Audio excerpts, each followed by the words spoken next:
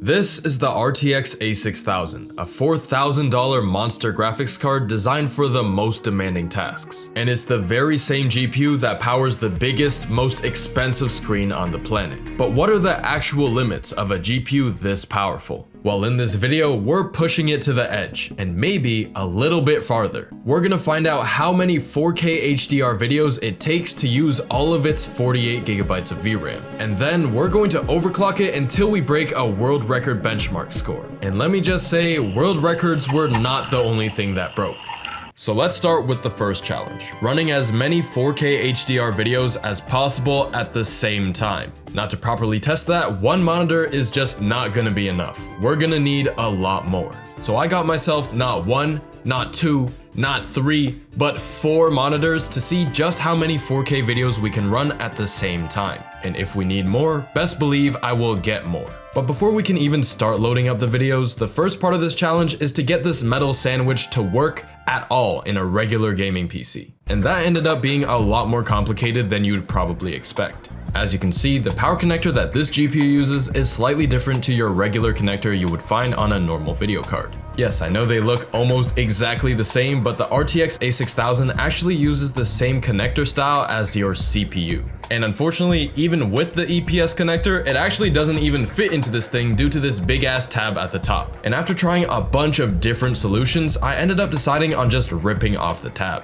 This way it slides in perfectly, but we will definitely have to watch for it slipping out because the only thing stopping it from falling out now is friction. And I can't fully trust friction when it's sending 300 watts of power into a $5,000 GPU. But just as I thought it was finally working, the screen flickered 6 times, showed me this weird purple screen, and continued to turn on and off for several more minutes. And of course, this was because this is not a regular gaming GPU. When it finally stopped though, I immediately installed the drivers before anything else could happen. Surely that's the last problem we're going to run into, right? Luckily, the second the drivers finished installing, my GPU instantly appeared in my task manager. This means that it works, but I can't be certain if it works properly just yet, because my power supply started to sound like a busted car. At first, it wasn't too bad. It just made a little noise here and there, nothing to really be worried about. But then, it became a little bit more frequent, and eventually it got to a point where I thought it was literally going to explode. I can't go 2 seconds without something breaking, dude.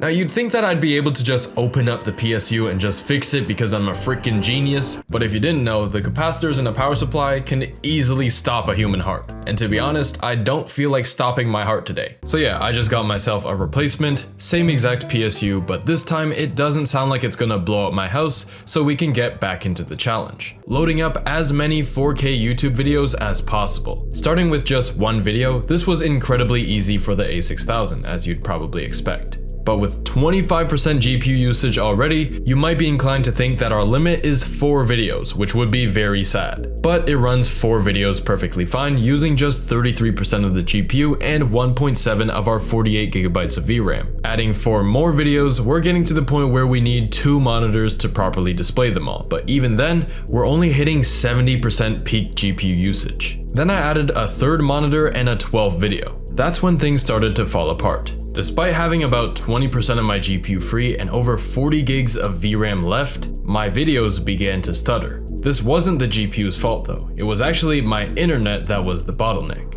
It's pretty fast, don't get me wrong, but I need that NASA internet to run this many simultaneous 4K streams. To get around this internet issue, I just downloaded the video onto my PC and continued exactly where we left off. With 12 videos running locally, everything was completely fine, so it was time to add a 4th monitor. However, after spending half an hour trying to connect it, it refused to work with this GPU. It just kept on disconnecting itself. There are 4 display ports here, but only 3 of them work apparently. So I decided to keep it simple and practical with everything on one monitor. I really wanted to show you multiple monitors because it would have been pretty cool, but this is just easier to show you what's going on. But obviously with only one monitor, we aren't displaying all 12 videos at the same time anymore, but as you can see, they're still loaded in the background. Still using my GPU and still playing completely smoothly. That is, until we have 14 videos running. Now half of the time the videos still run smoothly, but that's only because the videos fade to black between scenes, so there's nothing to render at those points. But when a large portion of these videos are not just playing a black screen, this is where we start to get some FPS stutters, because my GPU is now locked at 100%. So for running videos perfectly smoothly, the limit seems to be 13 videos. But that isn't the absolute limit. We clearly have plenty of VRAM left, and our temperatures are chilling. So we're just gonna keep on going until my PC physically doesn't let me load any more videos into the VRAM. Going from 13 to 20 videos, the playback is becoming more like a slideshow. But we have a ton of VRAM and my GPU refuses to go above 67 degrees Celsius. The rest of my components, on the other hand, are barely breaking a sweat, with my CPU and memory usage around 15%. Doubling that to 40 videos, we're still only using 25.9 gigabytes, and it isn't until we triple it to 60 total videos that we finally get somewhat close to using all 48 gigs of VRAM. And shockingly, it took this many videos to make my GPU go over 67 degrees for the first time. Though I should also mention just how little system RAM these videos are using. I'm genuinely kind of surprised that 60 videos running at the same time would still use less than 20 gigabytes. But now that we're getting closer to the absolute limit of the A6000, this time we're gonna just go up by 15 videos to 75. With 75 videos playing, you literally have to scroll when you Alt-Tab to see all of them. But again, these videos are more like photos that update every few seconds. Regardless, my CPU is finally being stressed here, locked at 94 to 95% usage, a level you basically never see unless you're running a stress test or benchmark. And adding one last video puts this challenge to a stop.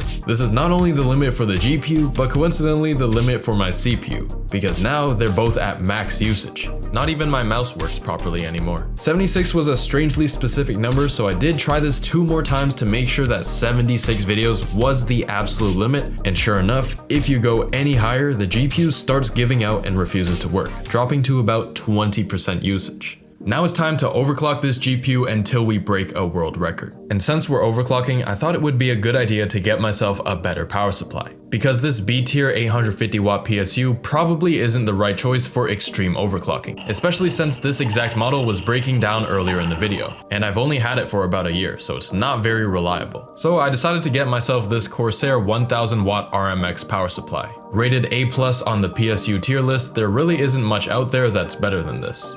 With the new 1000 watt PSU in place, I'm a lot more confident in my entire system. Corsair, if you ever want to sponsor me, now would be the time. The benchmark we're going for a world record in is the 3D Mark Steel Nomad benchmark, one of the more popular benchmarks out right now. Even Mr. Who's the Boss used it in his video, and I'm gonna try to get the highest score ever obtained with an RTX A6000. But there's just one problem. My CPU. I only have a Ryzen 5 7600X, a CPU that costs less than $200, while the people holding the top spots are running 7800X3Ds, 9950X3Ds, 13900Ks, 14900Ks, and Threadrippers. This guy's CPU has 96 cores. That is 90 more cores than my CPU, and it costs $11,700. That number doesn't even look real. So though this test might be GPU bound, this is still not going to be easy with my CPU. But first, let's see how well my A6000 performs without an overclock, and hopefully it's not too far off the world record. After running the benchmark for the very first time, I finished with a score of 4915,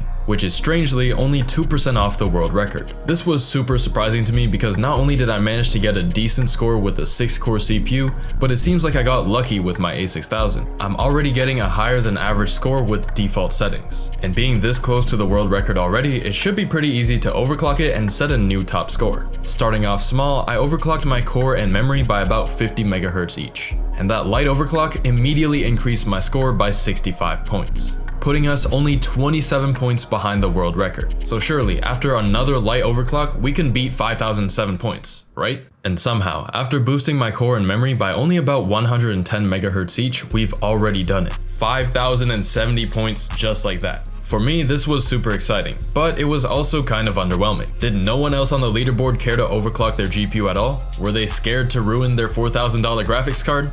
Anyways, since this was so easy, I had the genius idea that I should just keep overclocking this thing until I can't anymore, because I need my world record to stay as a world record for as long as possible. I'm not trying to hold the world record for one day and have someone rip it off of me the next. And after overclocking it even more, we managed to reach a record high of 5110. Except my score was invalidated by the system. It couldn't tell what GPU I was running, it said my drivers were not approved, and it couldn't even tell that I was using Windows 11. But I didn't let this hiccup stop me, so I tried running it again with the same overclock, but I ended up scoring 13 points less despite once again using the exact same settings. This was probably because I didn't give my GPU a long enough break between tests, so it didn't get the chance to cool down enough. Either way, I boosted the clocks even more and set a new record of 5,140 points. Then 5,147 points, and 5,166 points. That was a close one. If we got one more point, just imagine the comment section. 6-7.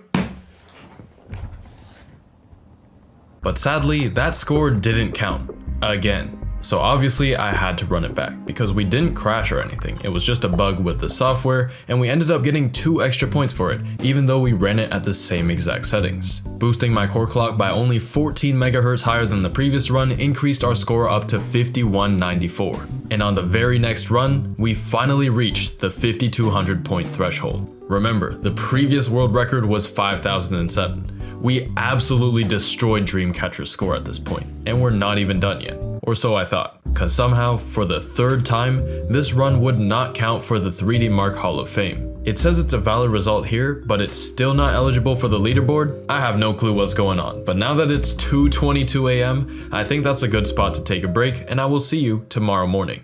The next morning, I continued to overclock my GPU, and my scores just kept on getting higher and higher to the point where I think 5,300 points might actually be possible. My second run of the day earned us 5259, but the third run would end up being the most disappointing run of the whole challenge. I boosted my clocks by the same amounts that I did the previous run, but this time I only gained 3 points instead of 21. We increased the speeds by the same amount, but we gained 7 times less points. But just as I thought things were slowing down, the following run would net us 5,281 points. We're getting way closer to 5,300 than I could have ever imagined. But things can't go smoothly for more than 5 seconds on this channel, because on the run that I got 5,291 points, the highest I've ever achieved, hardware monitoring was disabled once again. And to make matters worse, when I redid the test, it only got 5,284. Skeletron wasn't very happy about that sad ass score, so I let him set up an overclock of his own. Apparently I'm just too stupid to do this by myself. And shockingly enough, it seems like he wasn't fit for the job either, and he actually fully crashed my PC with this overclock. I can't believe you've done this. Why did you do this? So here's the part where I'm actually going to have to use my brain. I can't just crank the clocks anymore. It's time to actually do some science. We gotta figure out what the actual limit is. So here's the plan. On this attempt, I'm just overclocking my GPU 10 MHz higher than our last successful attempt to find out what core clock crashes my PC. And then we're gonna do the same with the memory to find the absolute limit of my GPU. With my last successful attempt being +295 and +375, we're going to leave the memory clock alone and boost the core clock up to 305. If my system crashes again, that means that it's because of my core clock and not the memory. And what do you know, my PC crashed again. Now we're gonna try again, but with my core clock at just 300 MHz, and that was still too fast for my system to handle. It fully crashed. So it seems like +295 is the absolute limit for the core clock. So now let's get a little bit crazy with the VRAM and boost that up to 425. And to my surprise, that boost to the VRAM was all we needed to reach 5,300 points. I didn't think 5,300 was possible on this graphics card, if I'm gonna be 100% honest with you. Adding 25 more megahertz to the memory, we got another one of those disappointing results where we gained a single point. And additionally, it didn't even count because of the hardware monitoring bug, so it wouldn't have mattered anyways. But since it's only a single point higher than my last record, we're just gonna keep boosting my VRAM speed and act like this never happened. Overclocking my VRAM up to 8,475 MHz gets us to 5,314. And at 8,500 MHz on the VRAM, we're still running perfectly fine and scored 5,322 points. Holy crap. But after I made the jump to 8550 MHz, we ended up actually getting a lower score of 5,313. That is 9 points lower, even though we increased our VRAM speed and changed nothing else. I tried running it a second time to see why that's happening, but it crashed, so we're gonna have to decrease that VRAM clock because it is way too unstable at this speed. However, after decreasing it to 8530, 8520, and even 8510, I am incapable of getting a score higher than 5322. I mean, I'll take it. That is still way higher than the previous world record, so I'm very happy with that. And if you enjoyed this video, you'll probably want to see what happened when I let YouTube pros optimize my $100 PC. So watch this video next.